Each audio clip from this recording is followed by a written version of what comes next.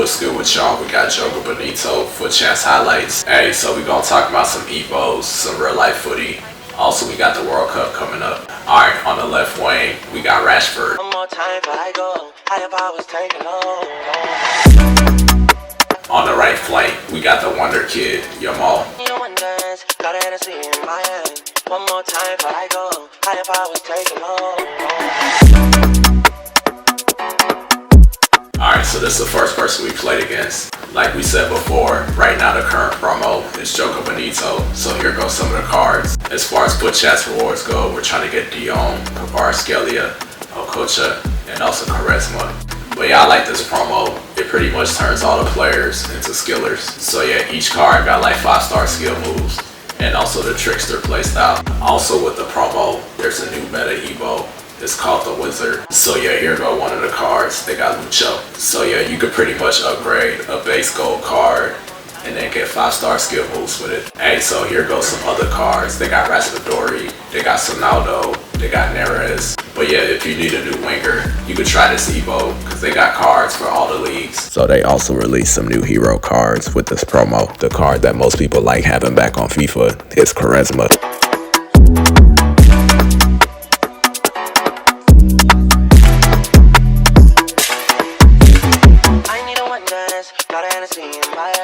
One more time before I go.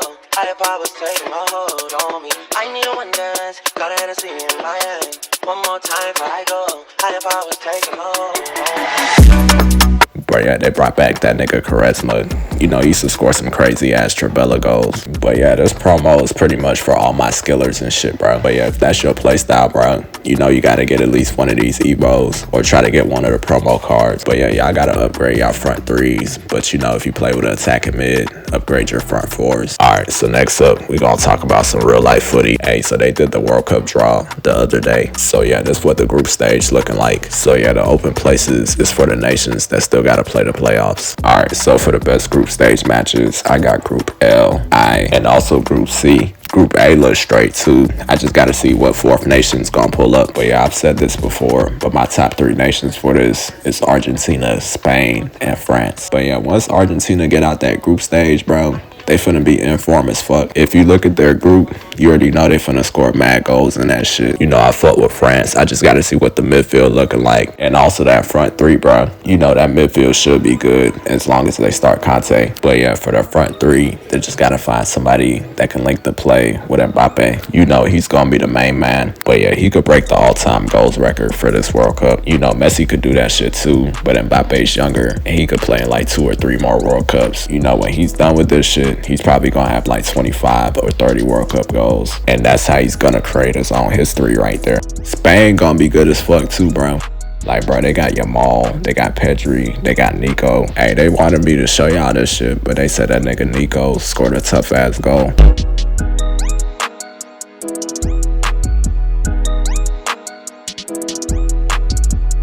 But yeah, they just won the Euros and shit. You know, Spain and Argentina play the most like a club team. You know, when I say that, I mean like they got the most chemistry with each other. You know, national teams kind of different. Cause like in club footy, y'all pretty much doing everything together. You already know like the type of runs niggas finna be making. You know, all that other shit. You know, with national teams, everybody just coming from whatever club or league they play at. You know, it might not hit the same cause like y'all haven't played together in like 2 months. Yeah, an example is like, you remember when Spain was winning all them trophies from like 08 to 2012. You know why that shit was easy for them? It was just pretty much Barca and Real Madrid together. And then they played Torres up top when he was fit. Like, bro, you remember the final for like Euro 2012? They pulled up to that shit with no striker. Like, bro, they had them niggas out there running like Tony Snell, bro. They ain't let them niggas get the ball. But yeah, the shit I'm talking about is gonna show up in the later rounds. Like, you gotta be able to keep them key pieces together. Like, even with the last World Cup, before Argentina won that shit, they played like the Copa America and they won that shit, so they still had the same players. But yeah, with the current Argentina squad, I feel like that shit works. If they play Messi as like a attacking mid, you know, the younger players, they got the legs, so he could be on some playmaking shit. But yeah, speaking of playmaking, you know, Messi got the most assists in football history now.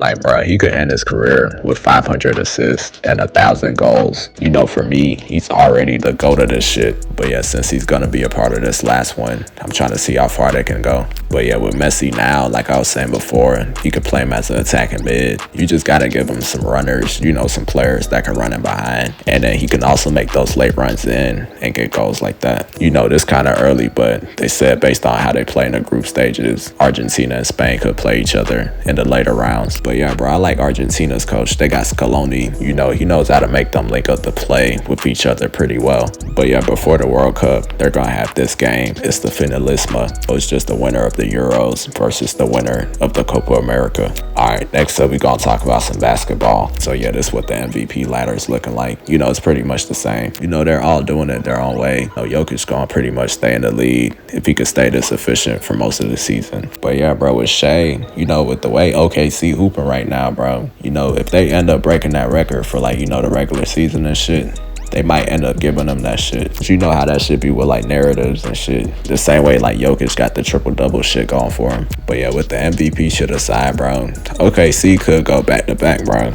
Like, bro, they deep as hell, yo. Like, they're doing the same shit with Shea that the Warriors used to do with Steph. You know, they're ahead in a lot of games, so they sub Shea out for the fourth quarter. But hey, bro, on some other shit, they said that nigga Giannis finna leave the Bucks. Hey, they said that nigga might be hooping with Steph. I mean, it all depends on who they have to trade, though. But yeah, this would be a nice duo. But yeah, we seeing all types of shit. You know, they got New York, they got LA. But yeah, we finna see how it goes. That shit might change the league if it happens. Alright, y'all make sure to subscribe. We got custom tactics for all the formations and Fut Champs highlights and rewards. Check me out.